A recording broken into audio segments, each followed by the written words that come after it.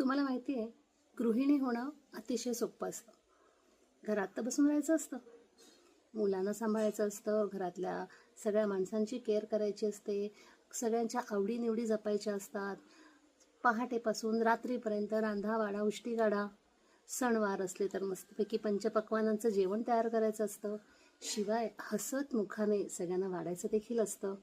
आणि त्यातूनही एनर्जी घेऊन मस्तपैकी तयारही व्हायचं असतं. सगळे सण नीट सांभाळायचे असतात, कुळाचार पाळायचा असतो, नाती सांभाळायची असतात, नात्यांची वीण घट्ट करायची असते. अतिथी देवो भव माहितीच आहे. त्यानंतर शेजारी पाजारी सांभाळायचे असतात, मुलांचे प्रोजेक्ट्स बनवायचे असतात. रात्रीपर्यंत बिचारी काम करून थकून जरी गेलेली असली तरी सुद्धा सगळं काही घरातमध्ये नीट आहे की नाही हे पाहायचं असतं. किती सोपं आहे ना गृहिणी होणं म्हणजे.